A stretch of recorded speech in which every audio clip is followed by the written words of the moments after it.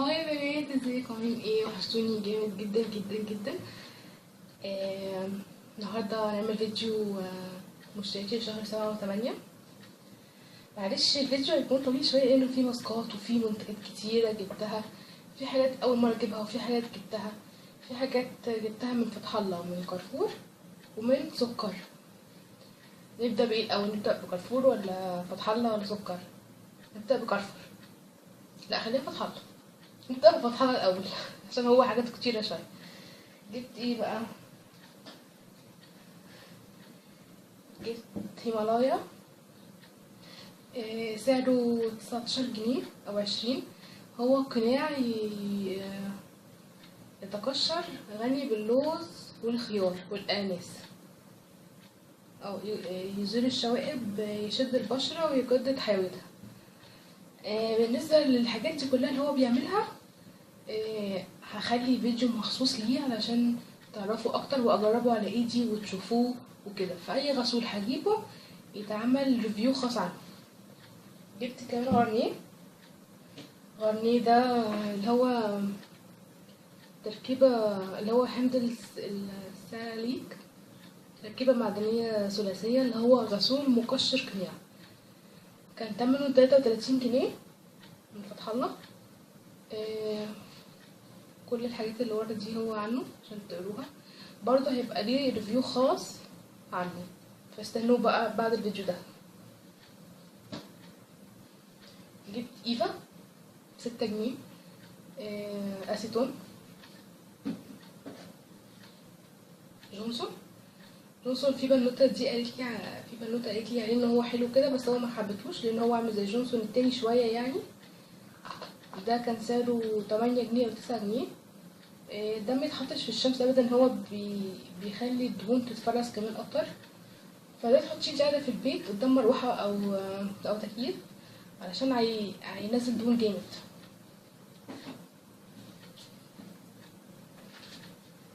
جونسون كان سعرها 35 جنيه. فيها 25 وايبس للبشرة العادية. هو أصلا مفيش أي أنواع بشرة تانية، هما للبشرة العادية بس، مفيش مثلا البشرة الدهنية والكلام ده، لأ. جونسون وايبس تحفة تحفة. تحسي كده وانتي المنديل أصلا فيه كريم كده، أو لأ، تحفة، جميل جدا. بيشيل أدق التفاصيل، يعني بيشيل الكحل، بيشيل الدبلاينر، بيشيل أي حاجة اللي هي الووتر بروف. ده من المنتج الاول اللي انا بجيبه اول ما اخش فتح الله، اجيب وايبس على طول. وغير بقى المنتجات التانية اتفرج عليها واللي يعجبني اجيبه. بس ده عن تجربة يا بنات والله تحفة جدا. هم اصلا كمان غيروا الشكل بتاعه. الحاجات بقى اللي هي للشعر، زيرو فريز، تمنه 49 أو 50 حاجة كده يعني. زيرو فريز تحفة، جامد جدا جامد جدا جدا جدا. انا بحطه بعد البيبليس وبيثبت وريحته حلوه جدا. هو بصوا عامل زي الجل. تمام. سيرم، هو اصلا سيرم اسمه زيرو فريز. تمام. هير سيرم، ميد ان يو اس اي، من امريكا. انا عارفه ان هنا المفروض يكون علامه، في هنا علامه، بس انا ما لقيتش ان فيها علامه خالص. في كده زي بنوته كده ليها شعر كده، بس انا مش لاقياه. وفي على فكره يا بنات متقلد، شفته في سكر متقلد، تمنه 30 جنيه ولونه اخضر كده وسايل قوي، مش حلو، اوعوا تجيبوه. لكن ده جايباه من فتح الله او من صيدليه خليل، هتلاقوه. بستخدمه بعد ساعات الشاور لما تكوني عايزه. انا شعري اصلا اللي هو اللي فيها موجه كده شويه، فانا لو عايزه اثبته على الموجه دي بحطه، بيبقى ممتاز. كانك عامله استشوار. انا بالنسبه لشعري كاني عامله استشوار وانا مش عامله استشوار او حاجه. لكن لو عايزه مثلا ستريت، تعملي بيبي وتحطيه، هيفضل شعرك لو نمتي بيه ولو ربطتيه او اي حاجه هيفضل شعرك ثابت لمده تقريبا 4 ايام او 5 ايام. بعد مثلا في اليوم الخامس هتلاقيه موج شويه، فبرضه هيبقى حلو. فجربوه وهيعجبكم جدا.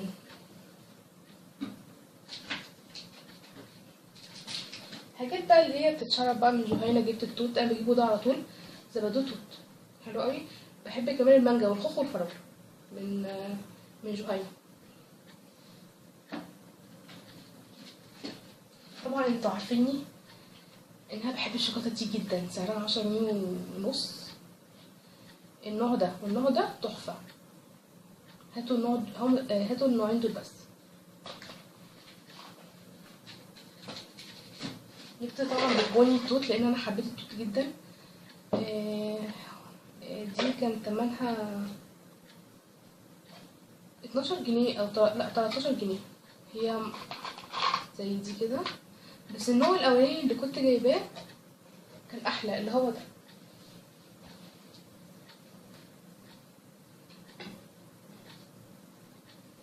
ده احلى.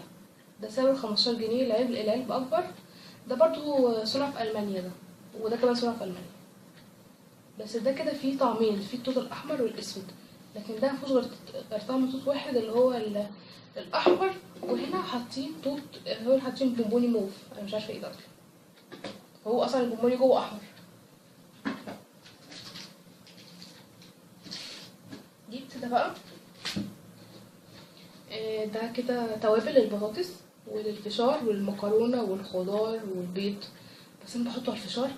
ده بطعم البيتزا، كان تمنه 9 جنيه او 10 جنيه. في من المنتج ده طعم البيتزا اللي هو ده، والجبنه المكسيكي والبابريكا والشطه والليمون. انا ما جربتش البابريكا والشطه والليمون، معرفهمش، لكن الجبنه المكسيكي والبيتزا جمال تحفه. الفشار طعمه جامد جدا، وكمان بحطه على المكرونه بيبقى حلو قوي. وبص فيه فتحات كده، هو الطعم بيبقى جوه. بصوا لما فتحت طلعت ريحه توابل البيتزا كده. جبت بقى الحاجات دي، جبت للشنطه خالص نعناع. جبت اللي هي بيج بابلي.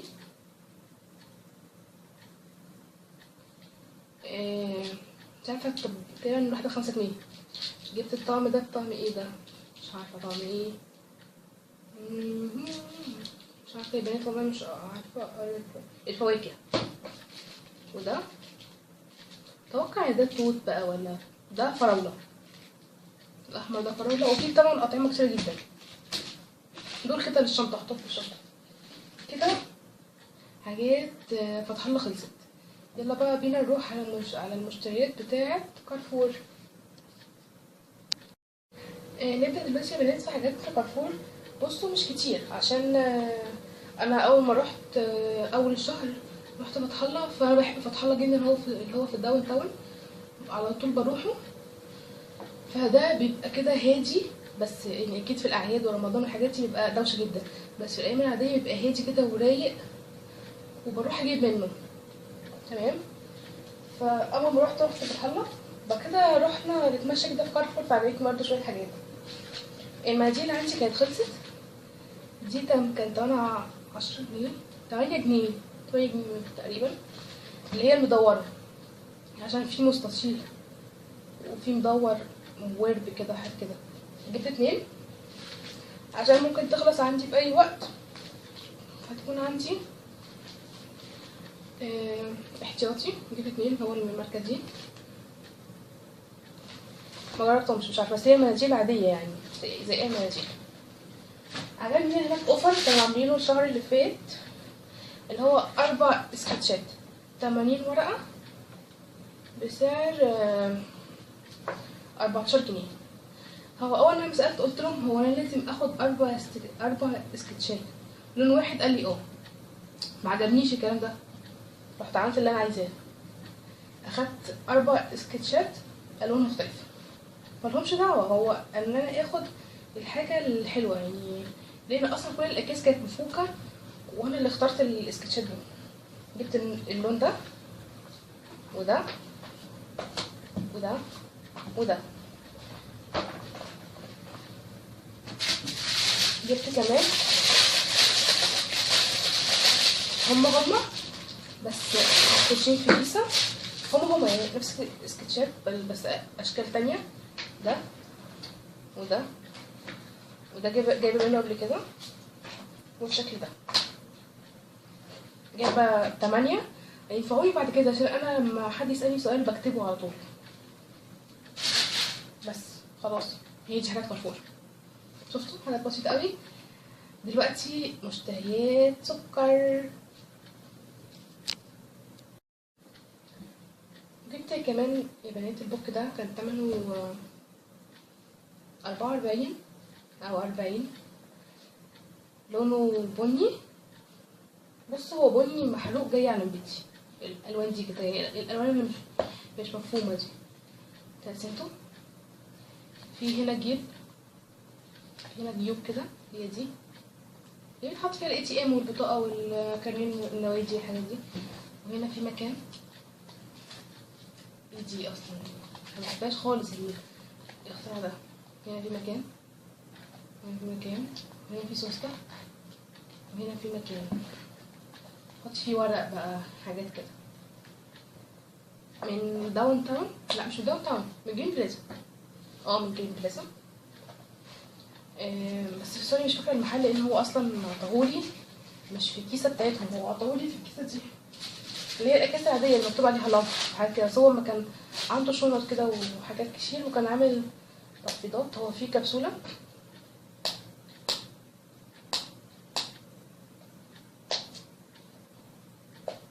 جامد شويه، حلو قوي، يتحط في الشنطه بقى المناسبه ليها. يلا بينا نشوف فيديو اللي بعده. واخر مقطع من مشتريات سكر، مانيكير كتير وحاجات كتير.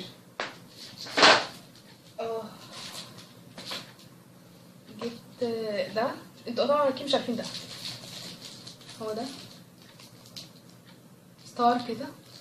جات لي فكره ان هو يتحط على الضوافر. بصوا هوريكم، بطول في الفيديو عشان محدش يقولي انتي تخلص بسرعه. بس هو زي امبوله كده، وخلي بالك وانتي تفتحيها عشان الستار ما بتروحش. بصوا ستار كده. جات لي فكره ان تحط على الضوافر. جديده قوي دي، كلها كان تمنها 5 جنيه.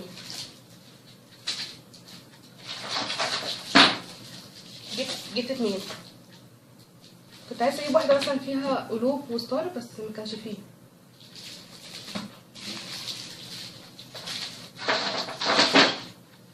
جبت دي، اكيد هتسالوا ايه دي، زي ما انا سالت هناك بالظبط. ده الوان لزق، اللي هو بتاع بيلزقوا بيه ورق او حاجات كده، بس الوان وفيه جليتر. شايفين الالوان؟ الوان. وهنا كده في قلوب وستار وهلال، قلوب كتير وستار كتير وهلال، والوان اهي، احمر، اصفر، سيلفر، كريم، اصفر، لا تقريبا ده اللي هو الفسفوري، ده فسفوري، وده اصفر، بينك، اورنج، ازرق. تمام كده، عجبوني برضو. لقيت اصلا فكرتهم حلوه كمان، بس ورا مكتوب ياباني، هو ميد ان تشاينا، فمش هعرف اقرا ياباني اصلا. جبت اللي هو مش عارفه بيسموه نقاط ولا بتاع الرموش. ده كان تمنه 5 جنيه. سوري نسيت اقول لكم دي كام، مش عارفه، مش مكتوب عليها. اكيد 5 جنيه، 5 جنيه صح زي ما قلت، 5 جنيه. دي اللي هي بتاعت الرموش، اللي بتمسكي بيها الرموش، اكيد كلكم عارفينها طبعا، البنات كلها عارفاها.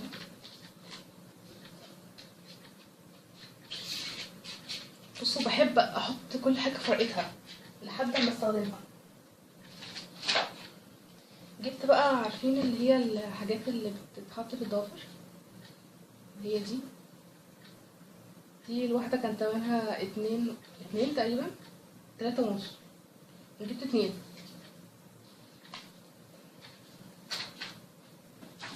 جبت لتر الرموش ده، كان تمنه 3.5 جنيه.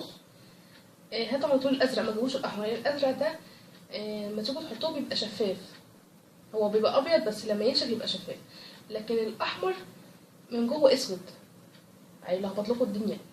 ما بحبش، هو عندي بس ما بستعملهوش، فالازرق ده احسن حاجه. طبعا انتوا عارفين ان انا من ساعه العيد وانا بقيت مدمنه تاتو. جبت التاتو ده كان ثمنه 5 جنيه، عجبني عشان الايد. بصوا انا ممكن اقص كده ولا حاجه، شايفين كده، اقص دي كده ولا حاجه وتبقى للايد هنا، الايد. فعجبتني عشان طويله، وفي طبعا رسومات كتير، بس انا بحس ان في رسومات سودة كده، مش سودة اللي هي عايزه اقول لكم ان هي ستار اللي هي بتاعت اسرائيل. خلي بالكم عشان في بنات كتيره بتحطها. تمام. المحل عادي بس مش فاكره اسمه ايه. الطوق اللي انا كنت قايله لكم عليها اللي هي الواحده بجنيه ونص، بس لقيت دول كلهم هو عامل اوفر ساعتها، كان كلهم بجنيه ونص. فالنوعيه دي حلوه للصيف. في طوق للصيف والشتاء، بس دي حلوه كده لو لو نزلتش ميه ما تجيبيش طوقه كبيره، فدي بيبقوا حلوين كده وسهلين في الشنطه على طول. بص بقى، جبت دي كمان بس المحل عادي برضه اللي هما الحاجات اللي بتحط على الضفر، بس هما طبعا كلهم كانوا متلخبطين، يعني كان اللون ده في اللون ده وحاجات كده. كبيتها كلها وقعدت ارصهم من اول وجديد. صبر.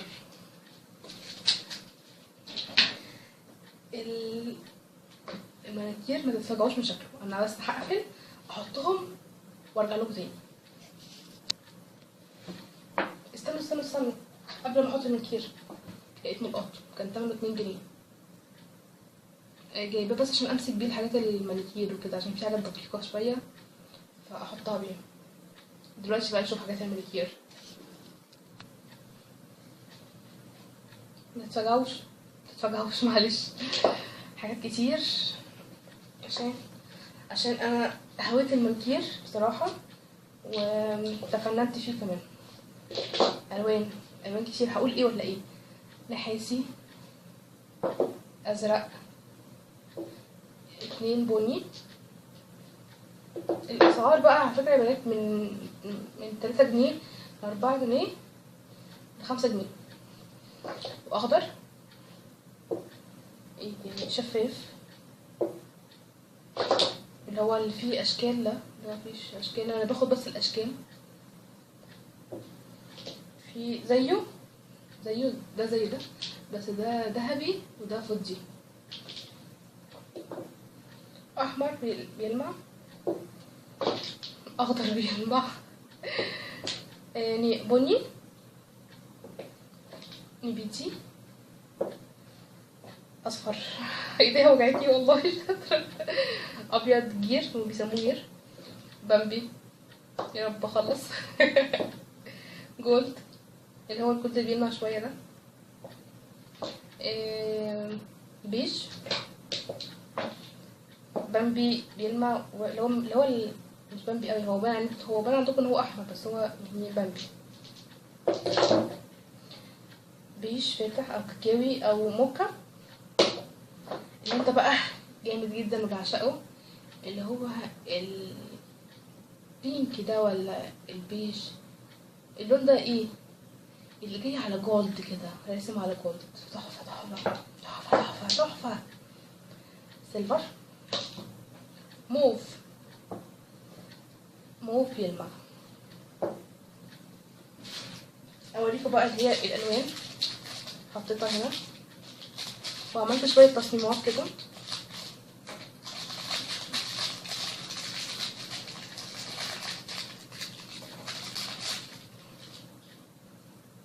كده اللون الطفلين دول لازقين في بعض. ثواني افكهم، احنا قاعدين مع بعض مش كده؟ انتوا مش قاعدين ولا انتوا قفلتوا ولا ايه؟ وبعدين كل شويه اي نط. ده اللي هو ده، هو ده تقريبا. هم عايز عشان حر وفي هنا ضفر. في الشكل ده انا حبيته بصراحه اهو، الشكل ده انا حبيته. وده رخامة رخامة. بصوا بقى، بصوا اللي هو ده، هو ده، هو ده.